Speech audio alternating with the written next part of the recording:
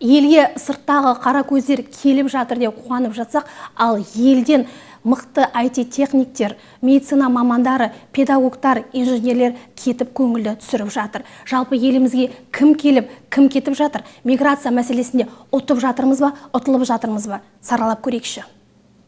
Талғат Тілеубаев Қызылорда қаласының тумасы. Бүгінде Американың Калифорния штатындағы Лос-Анджелес қаласында тұрады. Алпаутелде адал еңбек етіп жүргеніне 1 жылдан асыпты. Қазір жерлесіміз офис үй жиһаздарын көшіруге арналған шағын компанияда жұмыс істейді. Сондай-ақ тасымал қызметі бойынша алып елді аралап түрлі турларға шығып тұрады екен. Айтуынша Америкада ең әуелі адам құқығы қатты сақталған. Ерінбей еңбек етсең, жақсы өмір сүруге болады дейді.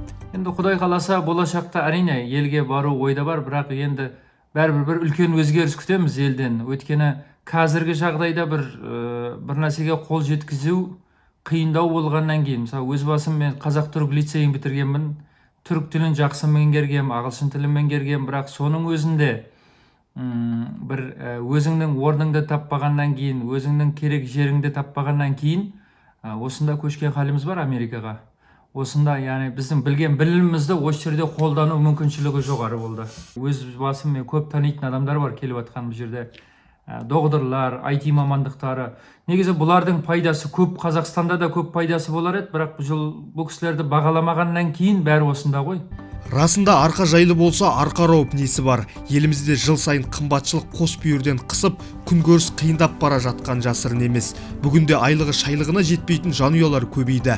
Сондай-ақ карантин кезіндегі келеңсіздіктер көп адамның болашаққа деген сеніміне селкеу түсіргендей. Содан болар бүгінде бақытын басқа елден іздеп, қарасып жатқандардың қарасы қалың. Әсіресе жайлы өмір аңсағандардың көбі түрік еліне ағылуда. Соның бірі жерлесіміз Раушан Базарбай. Ол Анадолу топырағына биыл қоныс аударыпты. Елімізде келісті кәсіптің тізгін ұстаған жанның бұлайша шешім қабылдауына не түрткі болды екен? Отбасылық тұрғыда, енді мен басқасын айтпайын, өзіме қатысты болса, мен енді 4 баланың анасымын, сол балаларға жаңа заманауи білім жан-жақты болсын деп, осы балдарымның болашағына өзімнің ана ретінде көмегім болсын деп осы Түркия еліне қоныс аудардық. Барлық жағынан жәрдем етуге, көмектесуге даяр болып тұрады түрік халқы. Жалпы қоныстанғанда біз жат жерге келдік деген жоқпыз, өйткені иманымыз, дініміз, діліміз бір түрік елі, түрік жұрты. Ресми ақпарға сүйенсек, өткен жылы 30 мыңнан астам отандасымыз өзге мемлекеттерге қоныс аударыпты.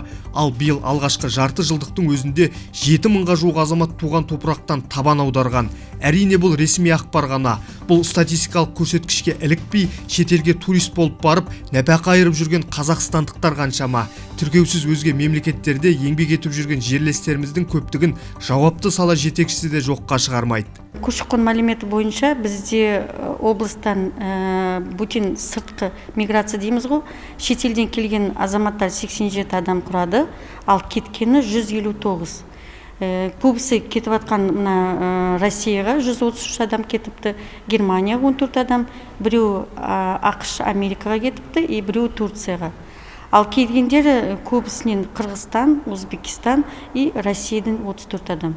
Бұл тіркелген, енді көбісі біз Қызылорда облысынан Кореяға кетіп жатыр ғой, олар уже біздің облыстан емес, ол же қай жерде консульство бар, сол жақтан кетіп жатыр. Жалпы қазір енді өңірде қандай мамандықтарға сұраныс бар, қандай мамандықтар тапшылық сезіледі? Ең көп бізде білім беру басқармасы, екінші сосын денсаулық басқармасы, денсаулық сала, үшінші мына мемлекеттік басқару, төртінші ол өнеркәсіп саласы бойынша сол мамандар сол жаққа кетіп жатқандар.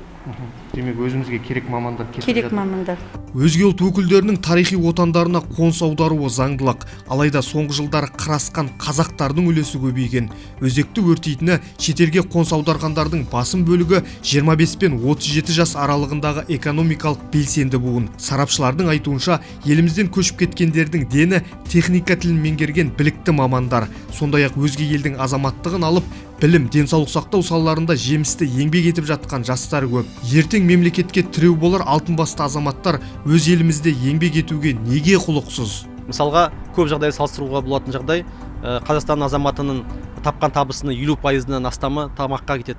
Ал дамыған елдерге қарайтын болсақ, тек қана 10-20% әрі кетсе, ең көп шыққан кезде 30%-ға дейін тапқан табысы тамаққа кетуі мүмкін. Егер де азаматтарымыз қарапайым табысы тамағына дұрыс жетпейтін болса, олар уже басқа жақтан жақсырақ өмір сүретін аумақты іздеуі ықтимал. Қарапайым кішкентай кәсіпті жасау үшін біздің мемлекетте мәке-сәке істеп жерш, алып жіберш, мынаны өткізіп берш, малымның наяты қотыр ешкінің субсидиясына дейін бұл жерде таныс керек. Сол жүйенің барлығын сол таныс арқылы жасайтынға апарып қойған, соған тіреп қойған. Содан амал жоқ, қарапайым адамдардың барлығы сол мәке-сәкеден шаршаған. Әсіресе ғалымдар, әсіресе медицина саласының, экономика саласының біраз ғалымдары осындай бір түйткілдерді шеше алмай, бұл жеке басының амандығын ойлап кейде сол нәрселерден осылай елден кетіп жатыр. Өзге елге дайын кадр болып барған иммигрант әрине сол жердің көсегесін көгертері сөзсіз. Яғни сырттан келген ақылды азаматтар тиімді тауар саналады. Сондықтан дамыған елдерде білімді мамандарды өздеріне шақыратын, қаржысымен қызықтыратын стратегиялық бағдарламалары бар. Ал біз мемлекеттің миллиондаған қаржысына оқып, білім көкжиегін кеңейткен жастардың өзін ұстап қала алмай отырмыз. Сапалы мамандардың сыртқа кетуін тоқтату үшін мемлекет тікелей араласу керек дейді қоғам белсендісі. Кейбір азаматтардың біліктілік деңгейі алға шығып кеткен, өзіне орта табылмайды. Енді ол да үлкен проблема. Біздің экономикамыз ілесеме келатыр. Инфрақұрылым жетіспейді. Өзін дамытатын ортасы жоқ. Сосын осындай көшуге мәжбүр, бірақ біраз мемлекеттер ондайды өтті. Кейін сосын қайтып келеді деп үміттенеміз және соған жағдай жасауымыз керек. Әрине, әр мемлекет өзінің дамуы үшін мықты азаматтарды, бәсекеге қабілетті азаматтарды өзі ұстап қалуға, оларды экономиканың өсуіне жұмсай алуға, қолдана алуға мүмкін мемлекет мықты жұмыс жасау керек. Бірақ өкінішке орай бізде қазір керісінше жағдай бақыланып отыр. Мықты мамандар шетелге кетіп жатыр. Мысалға, Канада мемлекетінің мықты бағдарламалары бар. Олар жыл сайын, Австралияда дәл осындай бағдарлама бар. Жыл сайын медицинаның қызметкерлерін, инженерлерді, ауыл шаруашылығы мамандарын жылда квота бөліп шақыртып отырады. Тек тіл білсеңіз болды, сізге жұмысқа отбасыңызбен көшіріп алуға бүкіл жағдай жасаймыз. Жұмыс визасын береміз деп осындай жылда шақырулар жібереді. Карантинге қарамастан иммигранттар саны бойынша Қазақстан тмд елдері бойынша бірінші орында тұр. Экономикасы бізден әлде қайда төмен саналатын Қырғызстанның өзінде мигранттар саны 7 есеге. Бұл көрсеткіш нені аңғартады? Сөзсіз біздің қазіргі жағдайымыздан хабар беріп тұр. Осы тұста ел ертеңіне баланған жастардың пікірін бөлуді жөн көрдік. Қазақстаннан гөрі 2 есе не істеген ғой, жетілген дегендей. Сол үшін көшем. Мен енді құптаймын деп те құптамаймын деп те айта алмаймын. Себебі әркім өз тағдырын өзі шешеді. Сіздің шындығына келгенде өзі шешеді, әркім өз тағдырын. Ал енді халықпен бірге боламын дегендер, олар қалып жатқан азаматтар көп қой бізде. Егер болашағыңызды шетелмен байланыстыру мүмкіндігі туса, өзге мемлекетке көшер ме едіңіз? Жоқ. Өйткені мен өз қаламды, өз Қазақстан мемлекетін қимаймын. Ғалымдардың сырт елге көшуі бұл шындыққа келгенде мемлекеттің дамуына үлкен әсерін тигізуі мүмкін. Өйткені біздегі негізгі потенциал, нағыз адами капиталымыз осы жас ғалымдардың бойынан табылады. Көк туымыздың астында біздің ата-бабаларымыз қалап кеткен мемлекетте қалыптасып, осы келер ұрпаққа қалдыру керек біздің осы жерімізді. Туысқандар бар, үйреніп қалғаннан кейін көшкім келмейді. Былай оқуға болады, но бірақ көшіп кетуге еше көшпейтін едім.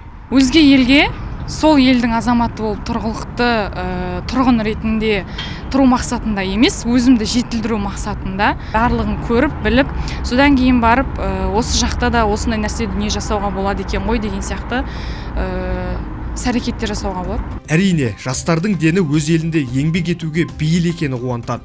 Бұл тұста мемлекеттік тұрғыда жүйелі қолдау мен байыпты байлам ауадай қажет.